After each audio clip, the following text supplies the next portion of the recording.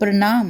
मैं समय हूँ जो कि समय समय पर आप सभी को ऐसे तीर्थ स्थलों के दर्शन के लाभ देगी जहाँ आप जाने का स्वप्न पूरा होता देखना चाहते हैं। पहला दर्शन मैं आपको नेपाल के पशुपतिनाथ जी के करवाऊंगी जो शिव जी को समर्पित हैं।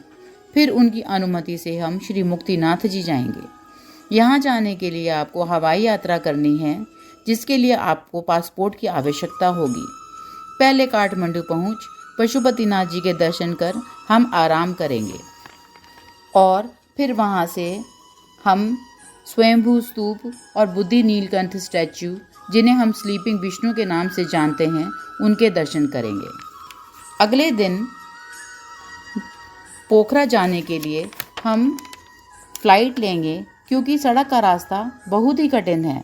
समय और अपनी एनर्जी बचाने के लिए फ़्लाइट लेना अच्छा होगा। पोखरा पहुंचकर हम वहां शांति स्तूप, भगवान बुद्ध के जन्म स्थान लुम्बिनी और फिर 51 फीट ऊंचे प्रभु शिव के दर्शन करेंगे, जिनका डमरू भी 31 फीट ऊंचा है। वहां 216 शिवलिंग स्थापित हैं, जो कि साउथ वेस्ट डायरेक्शन की तरफ देख रहे हैं, क्योंकि ऐसी मान्यता है कि भगवान शिव केवल कैलाश पर्वत के सम्मुख होते हैं। फिर हम पोखरा से जॉनसन की फ़्लाइट लेंगे, जहां से हम मुक्तिनाथ जाने में 1-1.5 घंटा की यात्रा का सफ़र तय करेंगे। बीच में आप गंडकी नदी के दुर्लभ दर्शन कर सकते हैं, जहां प्रभु शालिग्राम होते हैं। क्योंकि हम सुबह जल्दी मुक्तिनाथ जी पहुंच जाएंगे, इसलिए हम वहां जाकर दर्शन भी जल्दी कर पाएंगे। वहां पर ऑक्सीजन कम होती है, इसलिए आपकी सुरक्षा हेतु आप पालकी या घोड़े पर भी मंदिर जा सकते हैं। कपूर और गर्म पानी शरीर की ऑक्सीजन में ठहराव लाता है, इसलिए आप अपने साथ उसे ज़रूर लेकर चलें। मुक्तिनाथ जी श्री विष्णु जी का 8वां स्वयंभू मंदिर है, जो सबसे ऊंचाई पर स्थित है। माना जाता है कि विष्णु जी ने वृंदा के श्राप से मुक्ति पाने के लिए यहाँ तपस्या की थी और शालिग्राम रूप से मुक्ति पाई थी।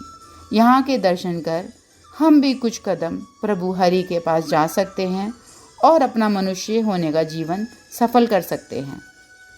यहाँ पहुँचकर पहले हम 108 मुक्ति धारा, जो दिव्य देशम है, उनमें स्नान करेंगे और अपने दोषों को दूर करेंगे। फिर एक कुंड पाप धोने का और दूसरा कुंड पुण्य का है, जहाँ आप स्नान कर श्री विष्णु के दर्शन करें। क्योंकि यह जल बहुत ठंडा होता है, तो आप 108 मुक्तिधारा के छींटे भी डाल सकते हैं। मुक्तिनाथ के दर्शन कर आप वापस नीचे जॉनसन भी ठहर सकते हैं, क्योंकि मुक्तिनाथ में कम ऑक्सीजन और ठंड होने के कारण आपको रात में सोने में तकलीफ ना हो।